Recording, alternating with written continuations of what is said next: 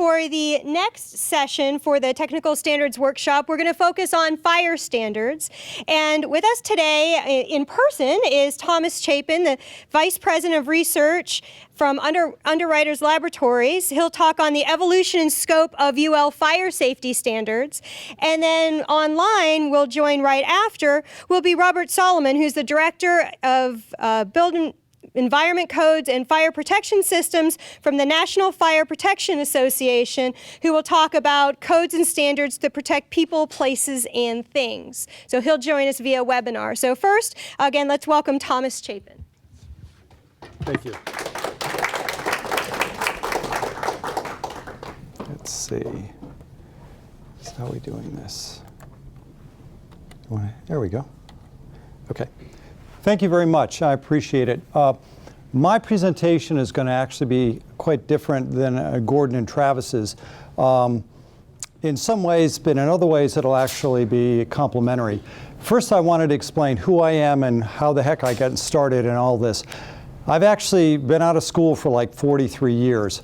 So on one hand, you might say, oh my God, this guy's as old as dirt.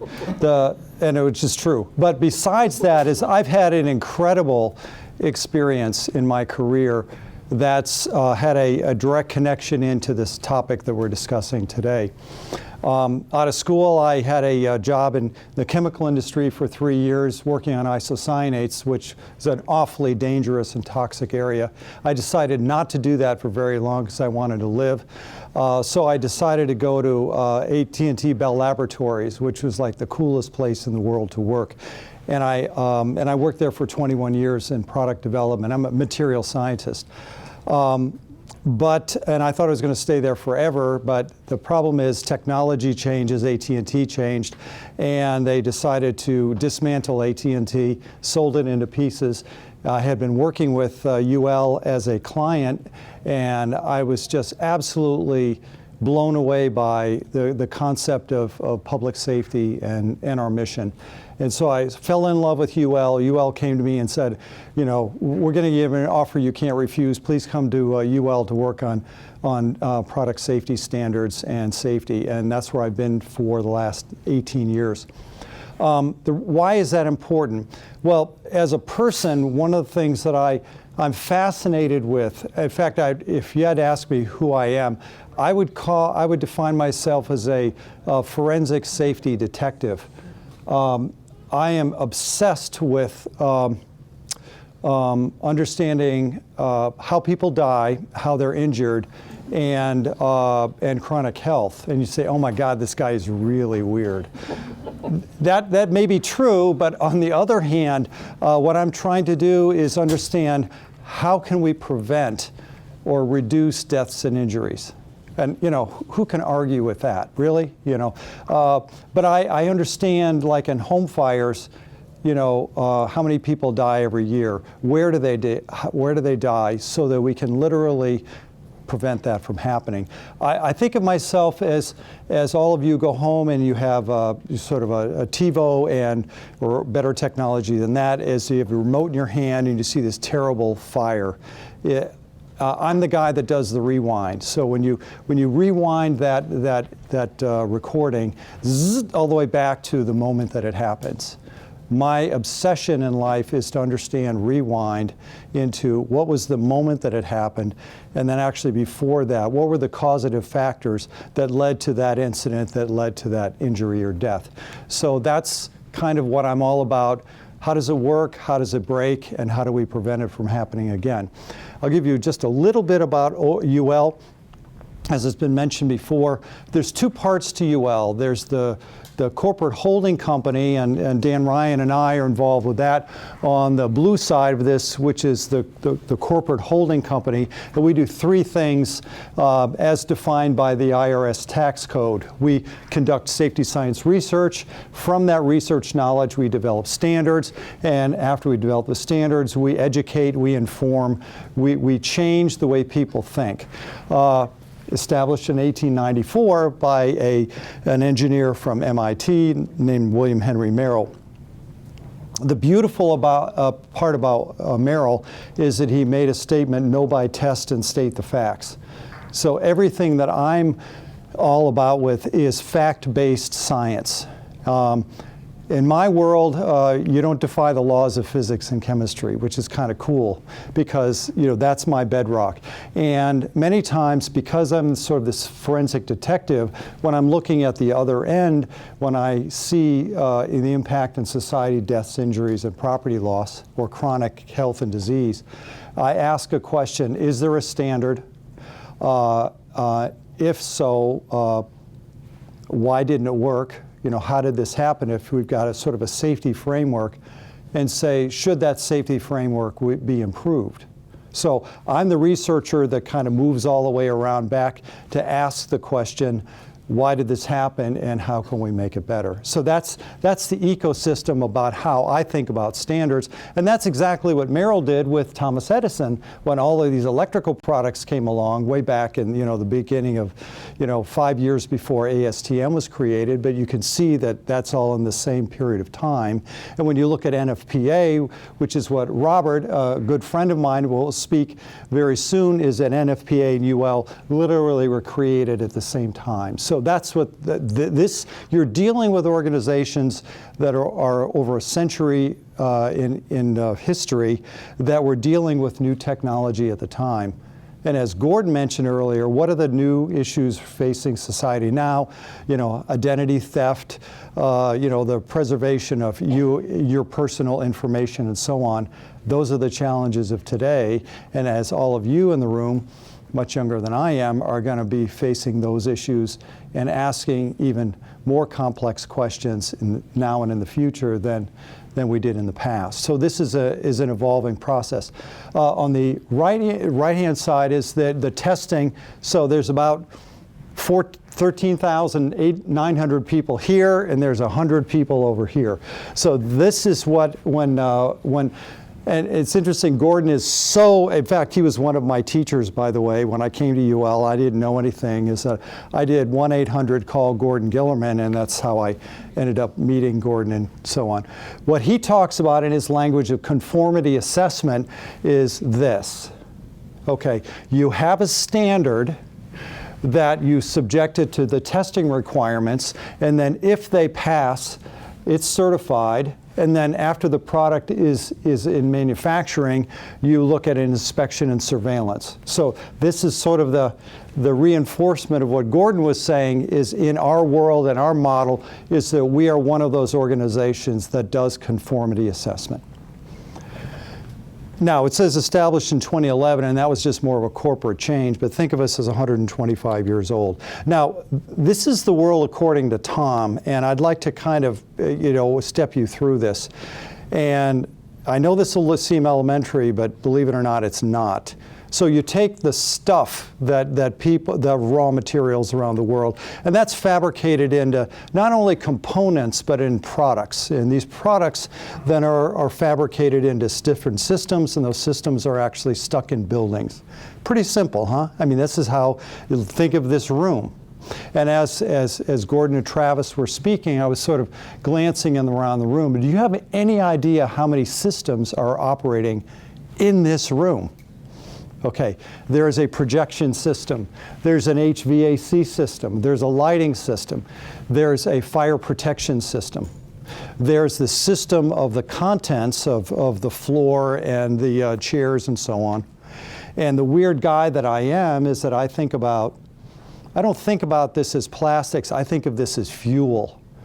You know, this is fuel. God. Well, okay, what could go wrong? You could have a source of ignition. Source of ignition plus fuel leads to a bad day, right? And so that's how I think about it. Say, okay, then we've then created a situation where the fuel is creating a fire. That fire is going to grow. The automatic protection systems in this room will then be operated in the absence of the fire services, right? The thermal links in the sprinkler will activate. You'll have a smoke detection system that will activate, that will notify the fire services, and they will come here. If the fire continues to burn, there's a containment that the fire will stay inside this box and not travel out to different parts of this building. That's how this stuff works. You have to think about taking, and what I do in my mind is I decompose all of this down into its parts because I'm a material scientist. And when stuff happens, it's usually because of a material. Now, this is where Travis and we all start connecting together. If you can do testing at the material level, materials analysis and so on, and then you evolve that into the product standards, which are these two, products and systems, and then you look at building codes.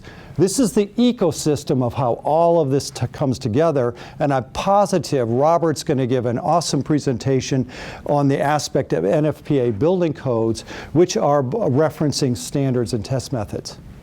That's how this stuff works. It's the ecosystem around all of this in commerce and safety. Now, a quick comment about the commitment that UL has made in this area for 125 years. We have this like gigantic facility, not the biggest in the world, and Gordon and I were talking about that. There are bigger, but this is pretty darn big. We have about $150 million worth of facilities in outside of Chicago where we do a massive amount of testing on materials, products, systems, and structures. In fact, we can build buildings inside of this building and blow it up or burn it down. So we do like this is what, in 1992 when I worked at Bell Labs, I walked into this area and I said, you guys get paid to do this? Like, oh my God, it's like really cool. So we blow things up for a living and we get paid for it. So it's nice. So what I'm going to talk about in the time that I have here is that, again, I explained a minute ago of this room, right? And in my mind, I decompose this into various parts to see how it all works together. And I'm going to show you a barrage of standards. And in contrast to Gordon, I am not going to give you a quiz at the end about the fire resistance standard for the time temperature curve, of an assembly. I'm just going to show you shock and awe about where all these standards, fit into place. Communication systems, resistance and containment, building products, suppression, and so on. And you might ask why. Well, I used to be at AT&T, so I actually invented communication systems. And you still might say, well, why does it matter? Cables burn. Cables think of it as a neural network inside of this building.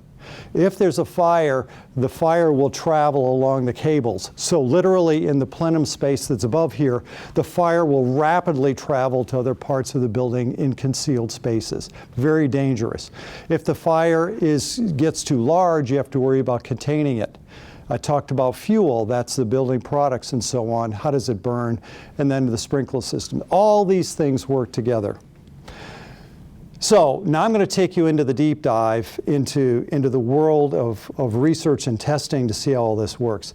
So in wiring cable alone, these are communication systems. You could talk about Wi-Fi all you want, but it all, and even power systems, but it all comes back to cable. You can't get away from having cabling systems.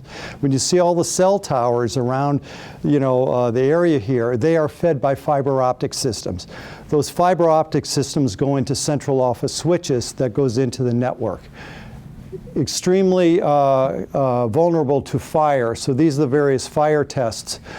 This is a Steiner tunnel. This is a vertical tray test IEEE, and this is this is a NEBS system. So basically, these are all, notice all the different standards, and I'm not going to just show you UL standards. I'm going to show you the array of standards that are involved in just testing cabling. And we're talking about billions of dollars worth of commercial products that are here. And by the way, this, and even photovoltaic systems, is that they're all connected by cable. Now in the next area, and again, this is containment, think of this as creating a box. Again, in this room, you have those doors, and you may say, who cares about those doors? Well, those, I'm almost positive, are fire-rated doors. Okay, which means that we have subjected those doors to these kind of fierce and ferocious tests to look at assemblies, and you can see ASTM tests and ANSI and UL testing here. So even that fire door, and in fact, if you open the door and you look at the latch, I bet you'll see a UL mark. Okay, and I'm not saying, you know, big deal, but the point is that that mark represents the fact that we have evaluated it to either a UL or other standards. That means that there's confidence in the marketplace, and that's what Gordon was talking about earlier. So you can see fire windows, fire doors, and fire-rated assemblies, and so on.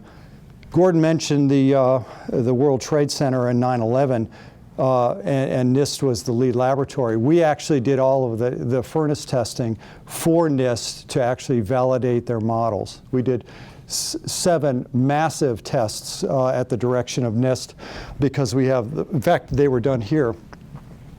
This is the furnace. This up here is a 27-ton frame that actually had the fire assembly of the World Trade Center designed exactly as it was in 1967, and this is the furnace we used to look at the structural models that NIST put together. So fire resistance, this is wrapping systems. If you look at this picture right here, this is what you might happen to see above the ceiling. There's all sorts of junk above the ceiling you're not even aware of. Now, if they go in and modify these systems, that could leave a path of penetration where fire could go up to the next floor. So these are called wrapping systems and fire stops. Now, let's move for a second and let's talk about Hurricane Dorian, right? You know, that's romping around the southeast right now, right? What happened in 1992, Hurricane Andrew just blew across Florida, and it was devastating. That event created a massive review of the roofing materials and structural assemblies, and so we actually have wind uplift testing, which talks about the assessing to about 110 mile-an-hour winds of ripping roofing systems off buildings. So you can see they're either events like 9/11 or major natural disasters, earthquakes, hurricanes, tornadoes. That is the catalyst for reviewing standards requirements and then reassembling these committees, whether it's ASTM, NFPA, or UL, to reflect and say, do we have to do a better job? Unfortunately, many times our process is event-driven. And, or it could be technology driven, one or the other. But that's the reason why standards are a living, breathing, dynamic process. And you can see we have marine products and air ducts and so on. In the building products area, and this is a venerable, this is called the Steiner Tunnel. There's about 17 tunnels in the United States. Al Steiner was a UL employee, that's why it's Steiner Tunnel. The reason why this was created is because there was massive fires. There was an Iroquois hotel in Chicago and other catastrophic fires early in the 20th century of building contents, and this is tragic, but I'm just going to mention anyways, is that I believe it's Iroquois, probably it wasn't, it may have been that or others, where people were literally playing cards, you know, in a hotel, and the fire blew past so fast they died in place holding their playing cards. It literally incinerated the people. Now, again, what happened was the building materials at the day, the curtains and the furnishings and so on, were enormously flammable. And people were just horrified by it was 200 or 300 people or more lost their lives. They said, we cannot have this. What does that do? That triggers a whole process of innovation by saying, we must do a better job at looking at our material flammability to look at preventing that from happening again.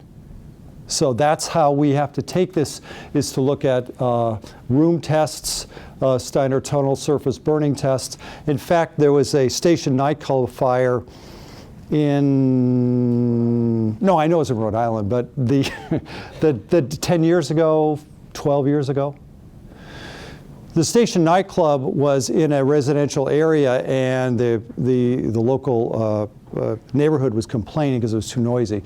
They literally lined the entire inside with open cell urethane foam, and it was a death trap. So that urethane foam was then evaluated. In fact, the Station nightclub was evaluated by a building inspector 30 days before, and the inspector said, yes, everything's fine. And then about 100 people died 30 days later. I mean, that shows of the education and outreach is that we ran the Steiner tunnel test on that material, and it ran the entire length of this tunnel in like 6 seconds. You know, we can evaluate resistance of materials so that those things are exceptionally safe. Suppression systems, and just a remarkable area. I know Robert will probably go over this. But this is where UL and NFPA have a beautiful relationship of looking at codes and standards. And if you think about, all you see is a tiny little sprinkler head, which is, by the way, this tiny little cap that's sitting right here. This cap falls off. There's a thermal link up inside of here that will break at about 135 degrees, and it will let out water. Well, behind all that is a massive amount of plumbing, and all of that system is part of this standard. You can see, you know, this is a sprinkler in operation here, this is the thermal link, and so on.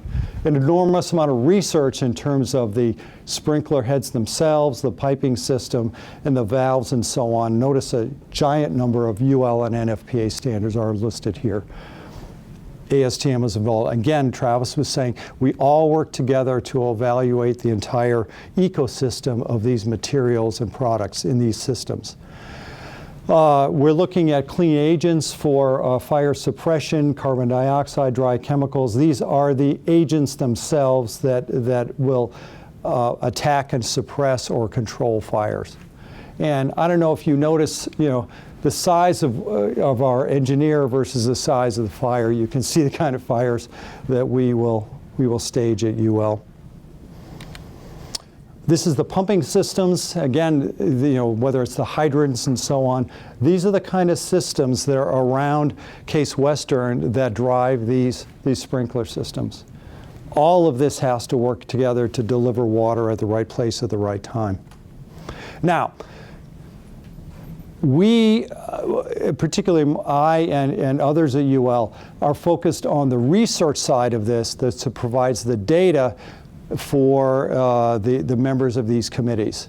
Again, what did Merrill say? Know by test, state the facts. This is where we get involved in doing these kind of, you know, large-scale tests. The problem in the work that we do here is this is incredibly expensive to do this. So the holy grail and everything that we do in our work is to look at how do you take a fire that's this big, and then you predict then the scale of performance within a building. And this issue is not worked out yet. It's something we're still trying to figure out. I believe, and you know, Yating and I have talked about this in terms of predictive modeling and where we can go in fire dynamics to predict this. And NIST is hugely involved in FDS, fire dynamics simulation, and so on. The problem is that these models are not exactly precise yet. We expect that there will be a day in the future that product certification may be addressed through modeling, but we're not there yet. Cone calorimeter, we have one here on campus. That was part of the laboratory that we helped fund and construct. But we do a variety of these kind of tests, ASTM as well, of the various test methods that are used. Again, materials, components, product, system, structure. These are materials characterization tests. And you can see the various tests in fire and smoke that are listed here. One of the things that I'm particularly excited in my work in aviation, and unfortunately I didn't have time to prepare some exciting videos on, you know, batteries that blow up. Maybe that'll be another symposium, Yating, that we can put together, you know, why batteries blow up. But the point is that we're trying to look at how we can apply a century of knowledge to the aviation industry to look at issues around that. And you can see in combustion products, one of the things I'm particularly fascinated about is smoke chemistry and looking at the toxic constituents of gases and particles, you know, in a burning product. And in fact, we did a giant study on this to look at the performance of sprinkler systems and smoke detectors.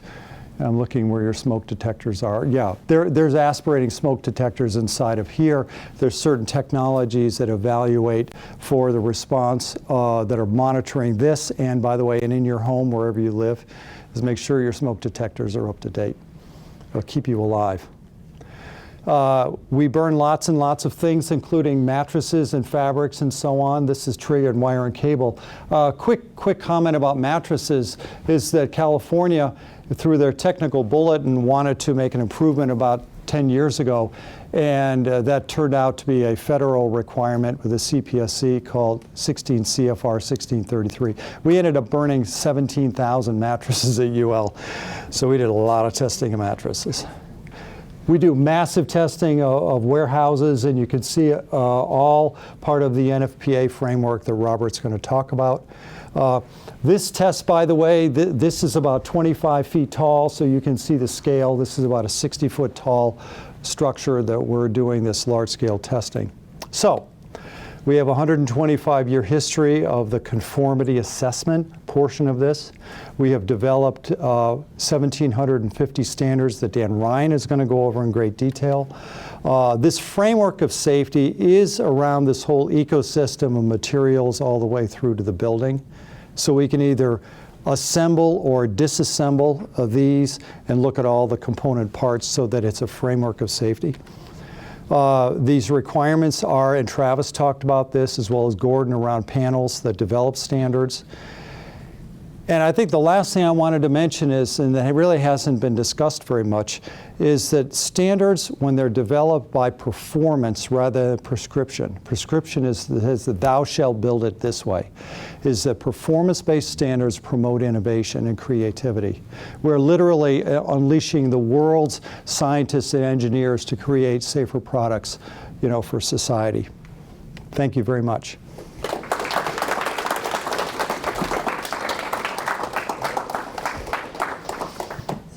Thank you.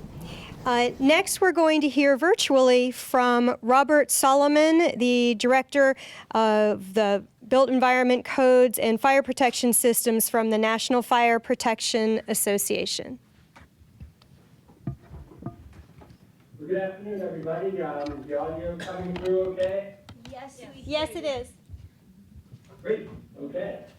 So, thank you very much for the opportunity to get with the group today. Even though I'm back at the NFPA headquarters in Quincy, Massachusetts, I'm going to talk a little bit about the importance of standards development at NFPA as it relates to fire protection, primarily with the focus on the built environment.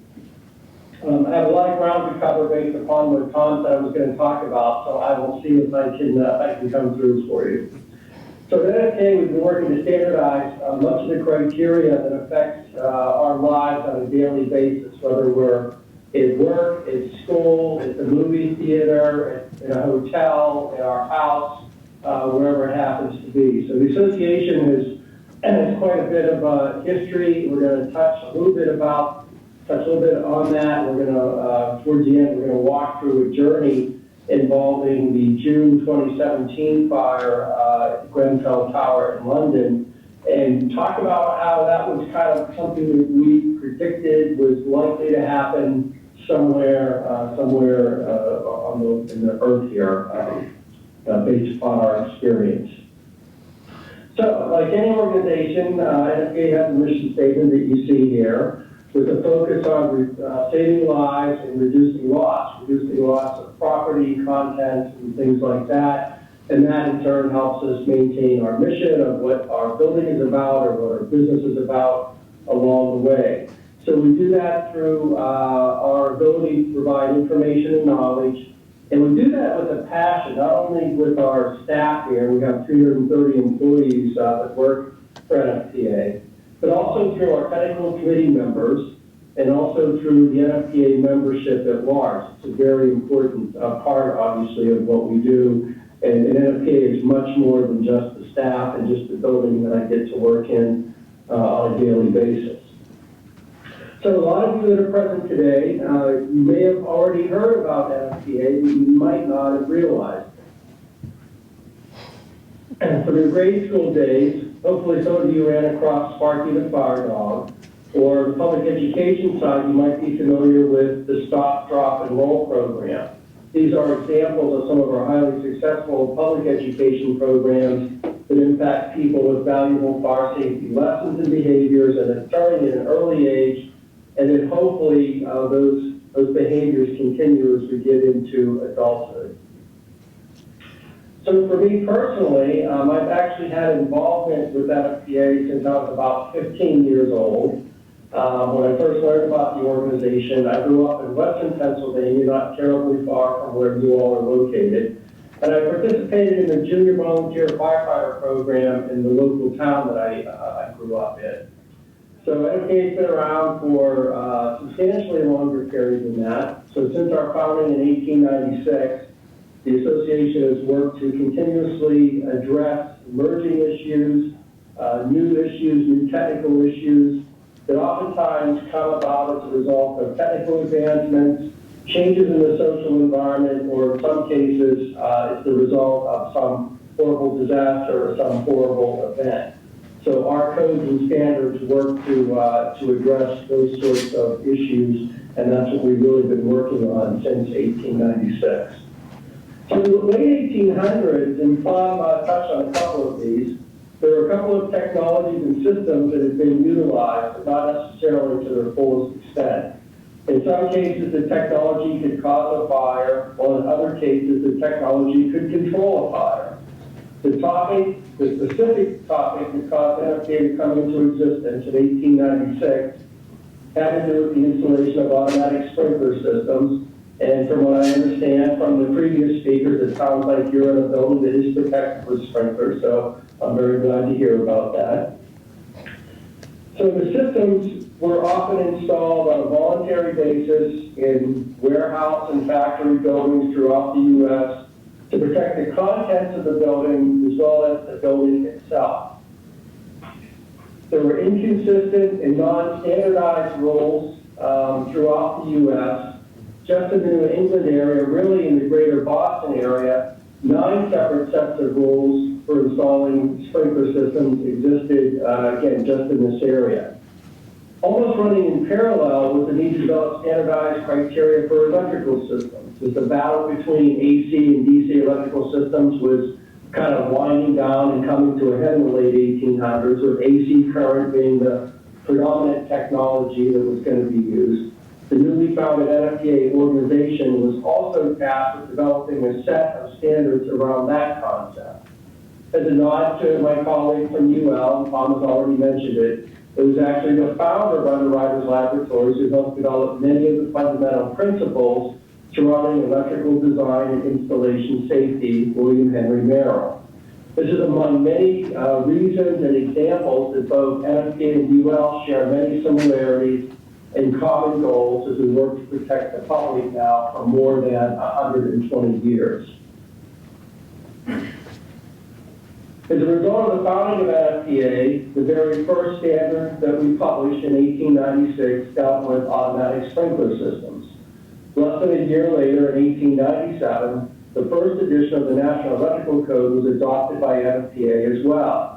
What's interesting about the electrical code, the parent of NFPA, the National Board of Fire Underwriters, they had actually established an electrical code provisions as early as 1883. So a version of the code had been out there, but now there's a national organization that kind of took management and control of that code. These actions immediately established NFPA as a standards development organization whose primary goal at the time was to help serve the insurance industry. As technologies were advancing, buildings were getting taller along with bigger floor plates, the complexity of the building systems was coming into play, and how all those systems work together became more challenging.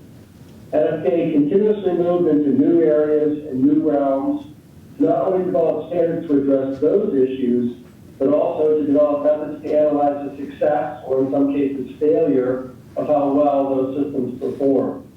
Increasingly paying attention to protective equipment for first responders, looking at methods and approaches to better educate the public on the hazards of fire, and working to keep up with the emerging field of fire alarm technology, NFPA continued to adapt and grow to address these many different areas along the way. Prior to the devastating fire that occurred at the Triangle Shirtwaist Factory in March of 1911, NFPA's predominant role has been on protecting buildings and structures and their contents from the effects of fire and potential ignition sources. In other words, many of our standards were there to protect the things, not the people necessarily. Shortly after the Triangle Fire, NFPA was literally called on the carpet by a Boston-born prominent lawyer by the name of Frances Perkins. She literally admonished the group not doing more to address the human side of the fire problem, not only in the United States, but also globally. Her impassioned plea at one of the NFPA annual meetings of NFPA resulted in the association taking the first measures to address life safety in buildings.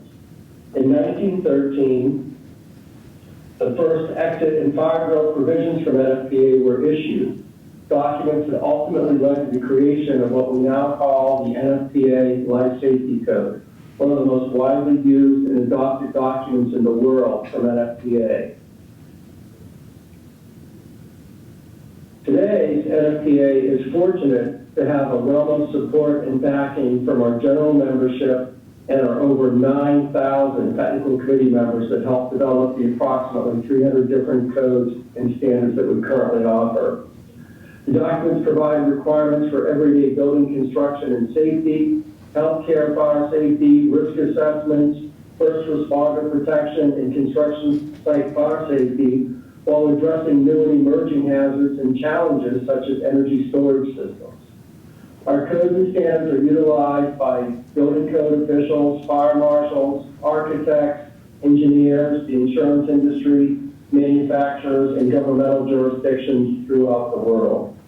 We address the needs of the disability community through a presidential advisory committee excuse me, that assists us with review of our content, educational materials, as well as our code requirements. We have a research and data analytics group that helps to measure how well, or as I mentioned earlier, in some cases, how not so well, our technical code requirements are doing to have an impact on the fire problem globally. NFPA's work is oftentimes supplemented through our own research arm, the Fire Protection Research Foundation. Where the NFPA codes and standards get used? Well, this is just a partial list of some of the federal agencies that utilize our codes and standards.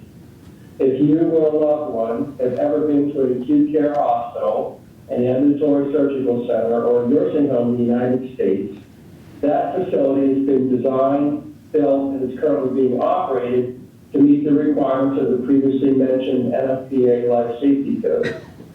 Since 1970, every one of those facilities in the United States that participates in Medicare or Medicaid funding programs must show compliance with the Life Safety Code.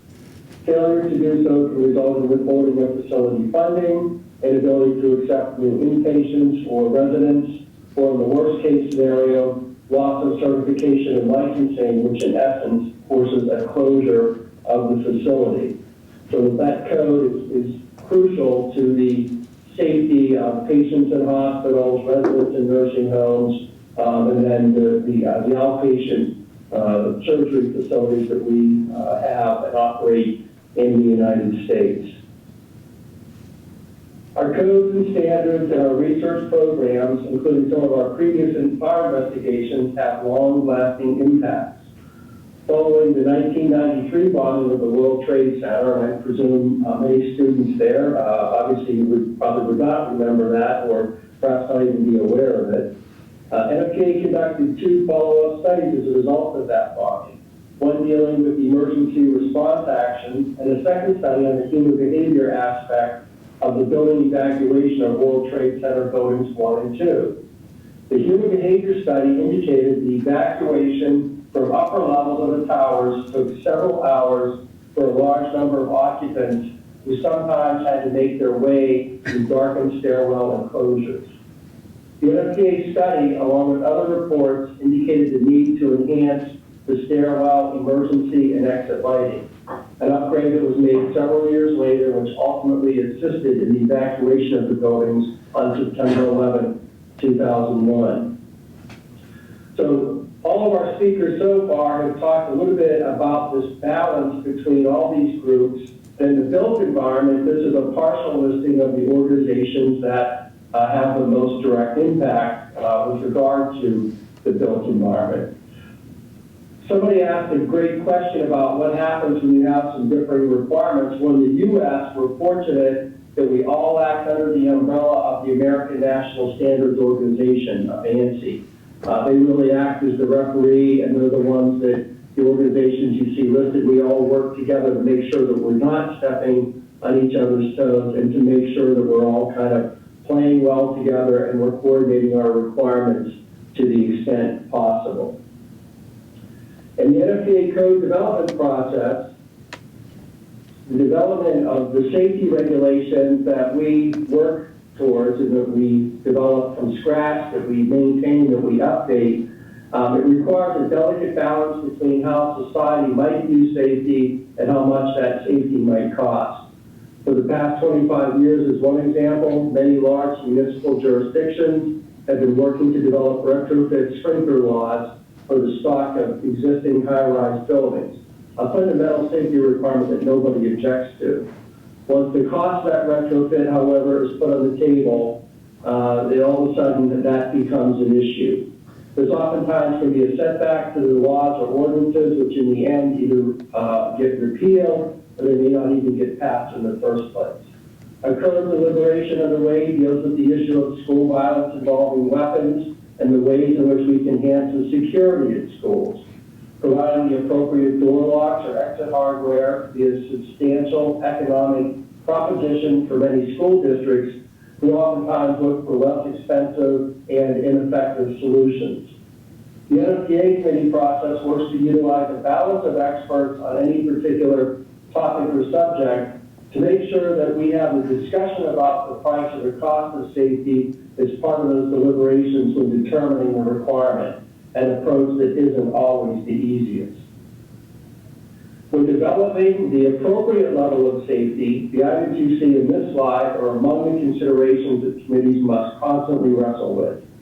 These criteria are based on requirements from NFPA 551, Standard on Fire Risk Assessments. In an ideal and completely perfect world, essentially everything shown in the right-hand column would be zero. No one would die, no property would be lost, and the mission would continue. Unfortunately, that is not the world we live in, and there are certain outcomes or results that invariably will be less than ideal.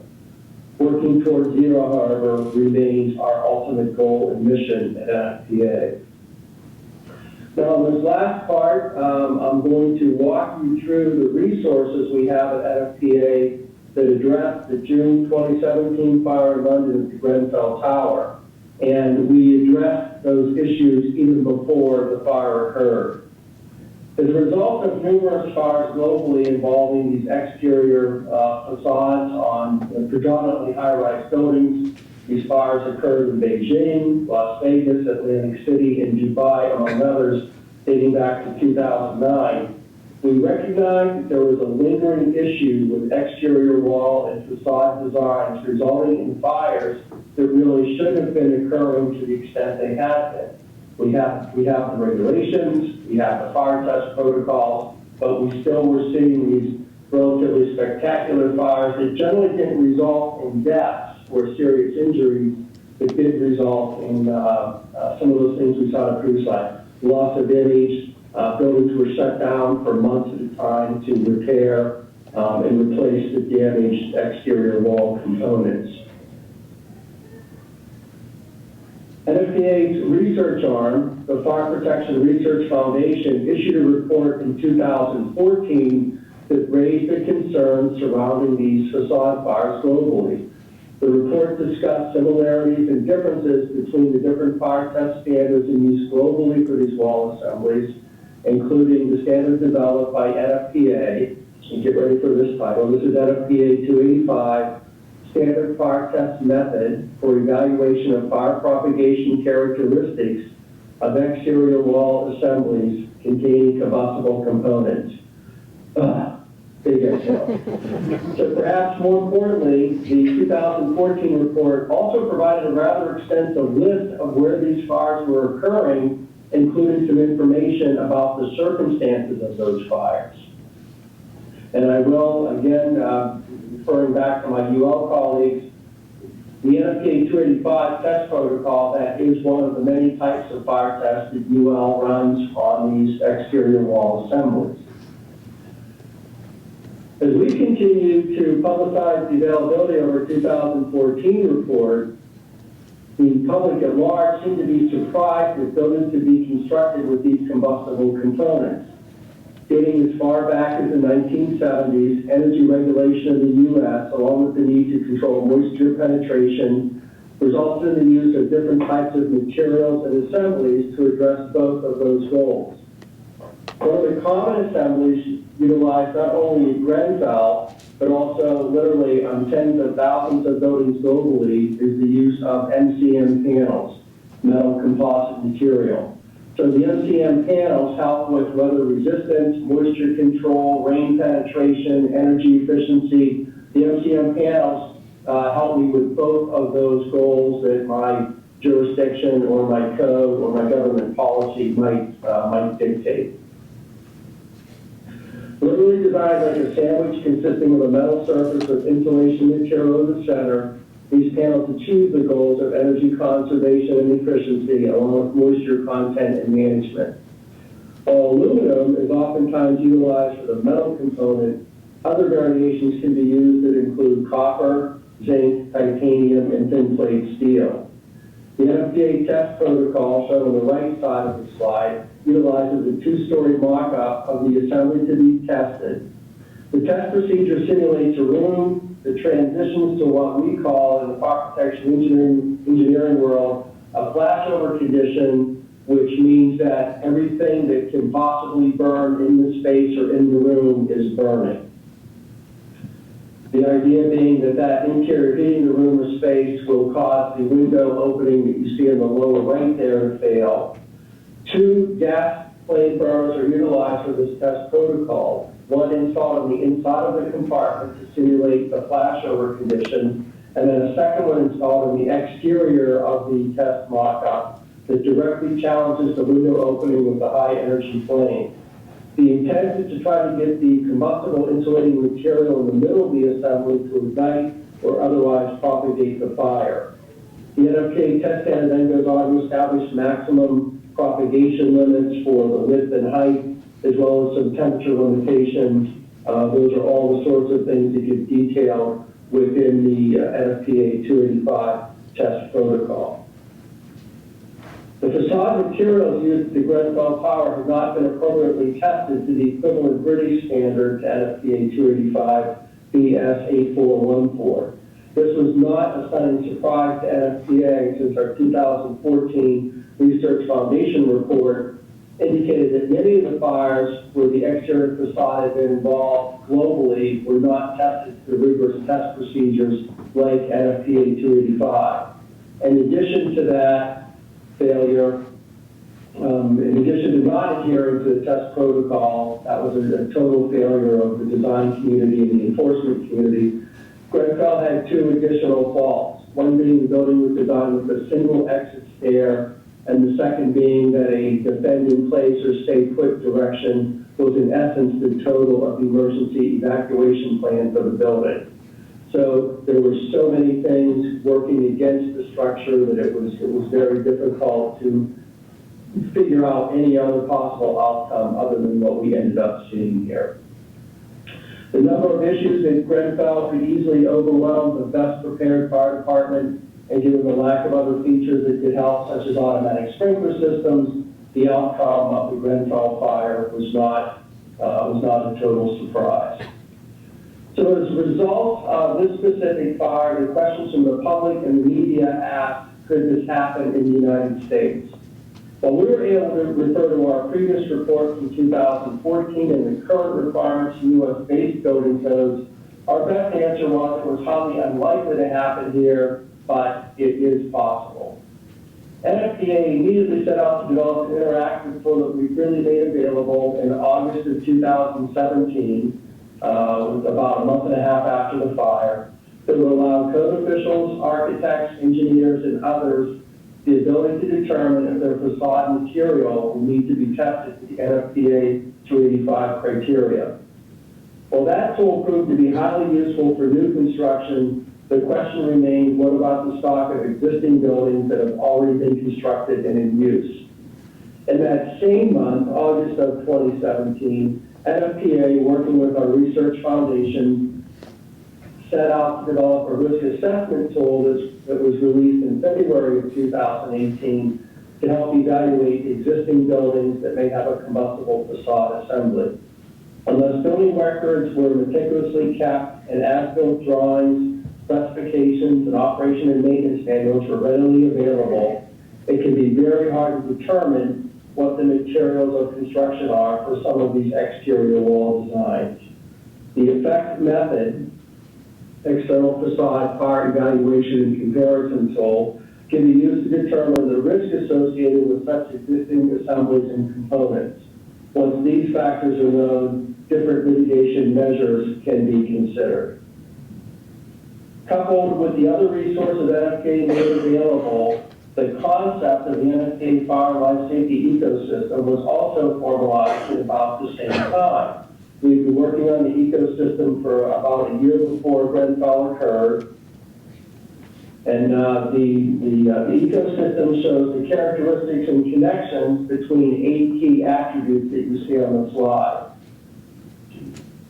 Those attributes work to keep people, buildings, places, and things safe. In any building failure, natural hazard disaster, or nearly any event where people die or structures fail to perform as intended, there is a high probability that one or more of our ecosystem costs fail. Part of our responsibility, and I use the word "our" in a broad sense, meaning all of us here today, is to make sure that we maintain awareness and vigilance over these attributes. While development of codes and standards is an important part of what NFPA does, we recognize that safety is oftentimes balanced with other building features and attributes that are sometimes measured with, or in the worst case, put in competition with. Our role as a standards developer is to keep the safety side of the equation always in check and always in balance. Coupled with that importance to make sure that we can properly respond when something still goes wrong. There is no super federal agency that can save the day, and the time to be planning for an emergency or for those things that can go wrong clearly is before it happens. I appreciate the chance to be with all of you here today via web. Looking forward to listening in on the rest of the workshop. And it is a big world. Let's protect it together. Thank you very much.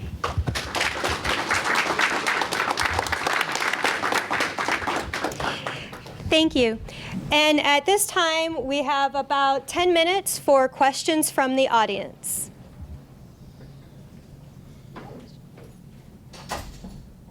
Okay, so I do have a question. A lot of what we've heard about earlier today has been standards or have been developed as a response to some tragedy.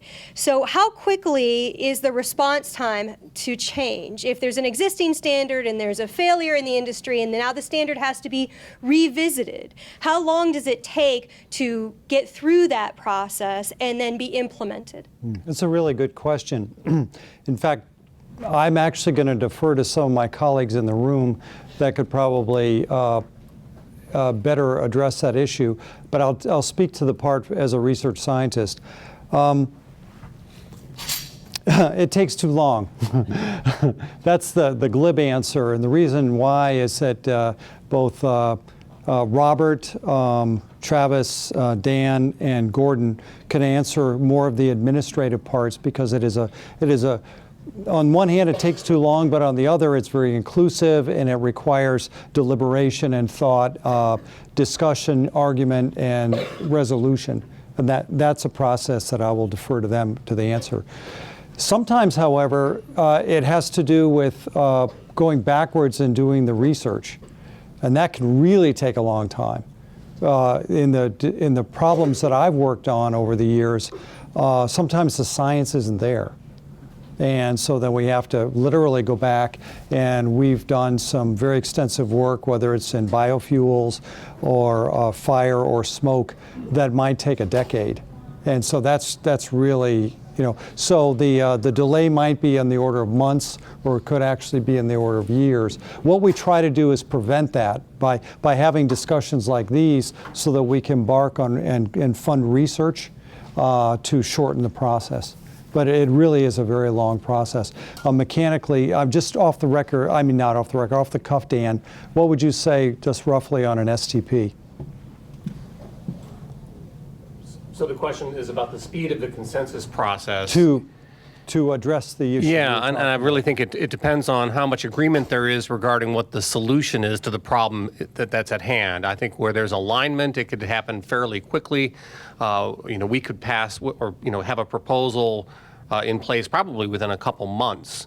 If there's more controversy and you've got to have task groups resolving issues around, what the issues are, it's really a question of the sense of urgency. We could use hoverboards, a great example, right? In terms of there are 560,000 hoverboards in commerce, created a number of deaths and injuries. CPSC came to UL. We built that standard, or the draft, 6 months. Oh, no, actually shorter than that, Was right? like 3 months. The standard was published within a year, so that was fairly quickly for a consensus standard. Because of the urgency. Because of the urgency, and certainly, a lot of it depends on the ability of the government sometimes to impose requirements more quickly that can really motivate industry to get on board with developing a consensus standard and compromise more quickly. I say in the standards development process, if you're really supportive of the document that's being developed, the process is abysmally slow. And if you're really opposed to the document that's being developed, it's recklessly fast, right? So a lot of different perspectives on speed. I just for the benefit, I know Robert's still on the line. I'd like to address, get Robert, your thoughts on answering the same question. Yeah, it's a great question, and we have this I guess it's a weird engineer architect joke thing. The answer to any code question is it depends. So I think generally, that process can take 1 to 2 to 3 years depending. But I want to go back. One of the things that Tom mentioned. Tom mentioned the Station nightclub fire. So the genesis of that fire that occurred in February of 2003.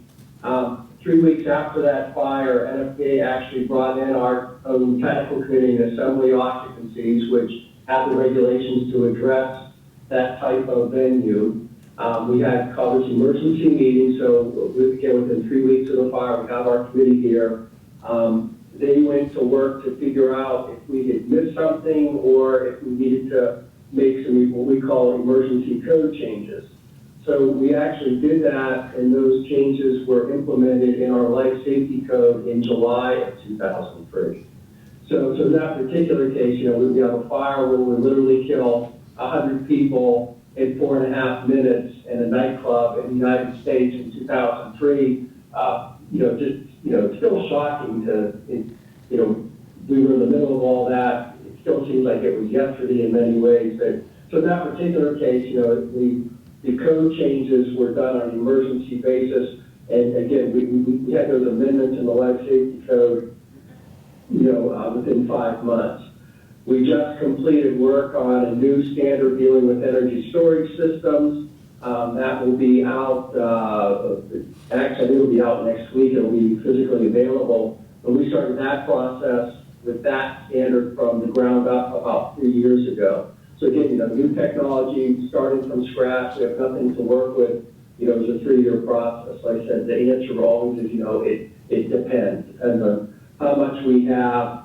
If it's in reaction to something, it's going to tend to happen more quickly. If it's kind of an emerging technology like energy storage systems, although that's been around for probably 10 or 12 years, we're just getting around to the point of people saying there's an expanded use of this. It's showing up in people's homes. It's showing up in high-rise buildings. We better come up with some regulations. So again, about 3 years on that. Could I actually add to what Robert just said, because this is relevant? Last year in South Korea, they experienced 20 energy storage system fires. So, I mean, that gives you an example. What Robert's talking about is that as the science and engineering community, we have to be very vigilant around anticipating where these things will happen. And see, 20 years ago or 30 years ago, the time to commercialization was really long. Well, now it's crushed really short. So what's happening is that companies are not investing as much time into the all attributes of these systems.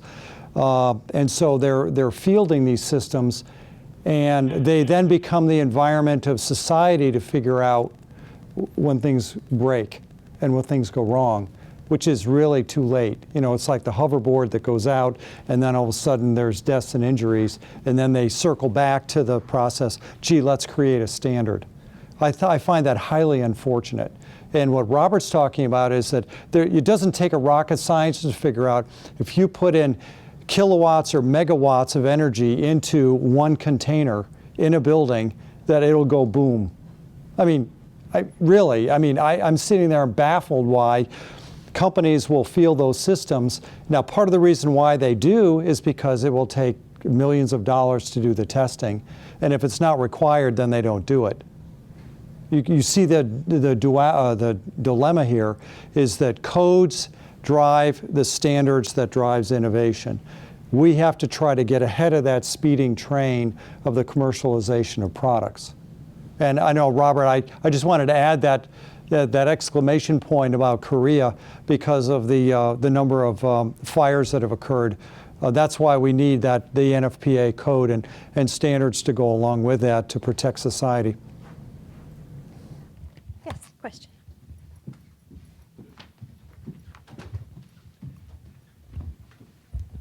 So the Grenville fire was a very interesting example, and it raises the question about international harmonization. And it seems an awful lot that every country just wants to have its own private standards and leave them not globally harmonized. So National Fire Protection Agency and our national building codes. And yet in photovoltaics, for example, where I spend time, the globalizing them and harmonizing them with the IEC is a tremendous thing. It reduces costs for everyone. And for example, Reynolds Aluminum, they knew that that stuff shouldn't be used above the fourth floor in countries, but they just kept letting countries have standards to sell it that way. And now I think they've actually completely deleted that product because of the gigantic problems they got into.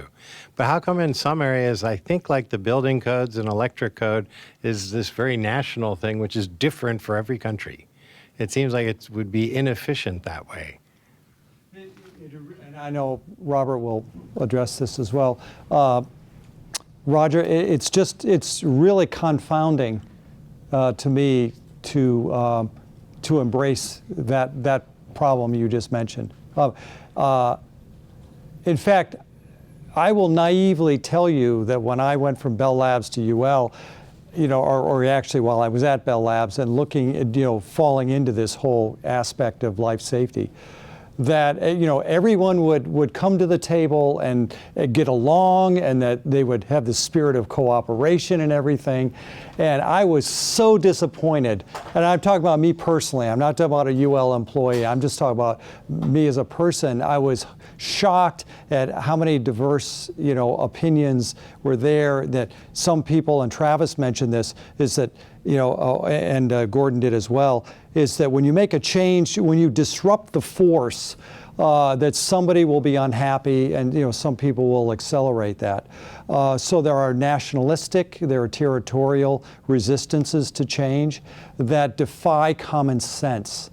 And yet, so I was actually quite disillusioned with this whole standards process for a number of years, but it motivated me to actually do more science, that I could bring data to the table, because I can guarantee you, whether it's facade fire that Robert beautifully described in those different locations, is that fire doesn't care if it's in the Middle East or in Beijing or it's in Chicago or in London.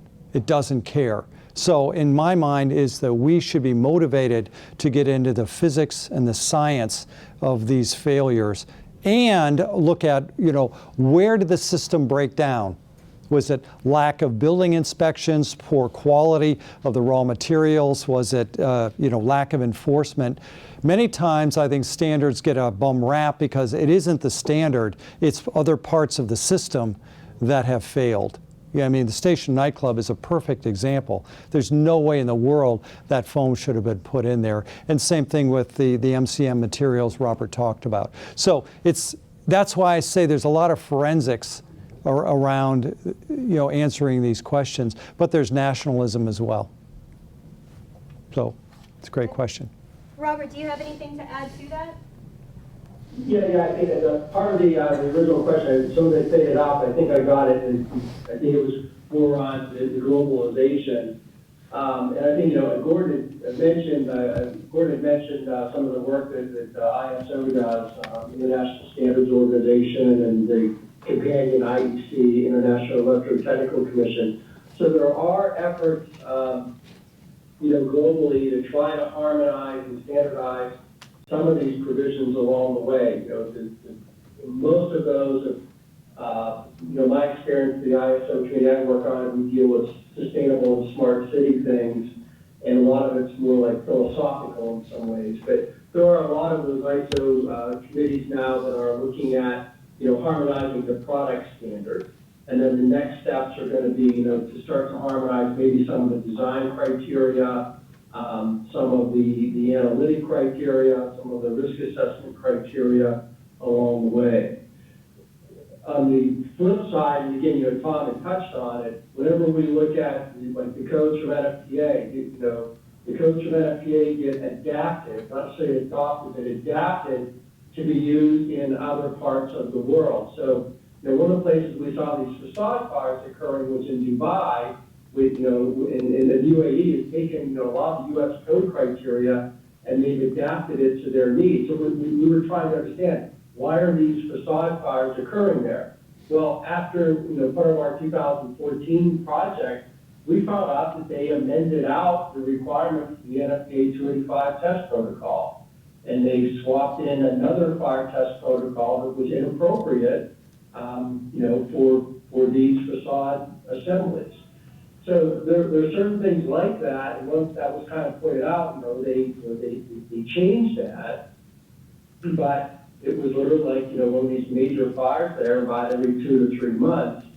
So like I said, there is some of that nationalism here. They still want to do it their way, but we have a pretty good system here in the U.S., and we go to ISO committee meetings. We go there under the umbrella of ANSI, and ANSI goes there, I think, under the umbrella of NIST, if I understand all the hierarchy. We have that approach, but then also globally, if I go to the Middle East, if I go to Asia, if I go to some of the South American projects, especially these iconic projects, there are U.S. design teams in the middle of most of those. So we have architects and engineers that are U.S.-based, used to using the U.S.-based codes and standards and regulations, and again, trying to apply them, in these other countries, largely being successful. But every once in a while, we get something that goes a little bit off the rails. For example, like the cladding and the facade fires. But again, our 2014 report, really raised a bunch of red and yellow flags globally on that. I don't know if you saw there was on the cover report, but the report was done by a contingency of folks from Ireland and Australia. So that report had, and it still continues to have, wide-ranging implications throughout the world. Could I mention one other point, and I don't know if we're short of time, but something that hasn't been mentioned throughout the entire day that really should bring up, and that is litigation. I mean, we can't ignore that aspect of product liability and accountability. And of course, we all understand that the United States is a particularly litigious area. Right or wrong, that's just the way it is. And in the process of hazard and risk assessment and accountability, if you think of that whole hierarchy, and then you think about product development, and let's say you want to invent something new, is you can't escape that whole aspect of litigation. And I will say UL is, not just us, are frequently sued. We're brought into the court of law because they will ask the question, was your standard, thorough and so on? Was the standard process thorough and inclusive and so on there? We're under enormous scrutiny, as NFPA and others, it's not just us. But don't ignore that aspect of litigation and product liability. And in many times, standards will be sort of the saving grace, because in fact, if the standard is there, people will go back to say, is there a standard? Was it, solid, and was it enforced? So that's a huge aspect that for all of, for your or learning all about all this, is keep that in mind about product liability and litigation. Agreed. Thank you very much for the commentary and for the discussion. We are out of time for this session. I'd like to again thank Thomas Chapin and Robert Solomon for their presentations. So if we would give them a round of applause.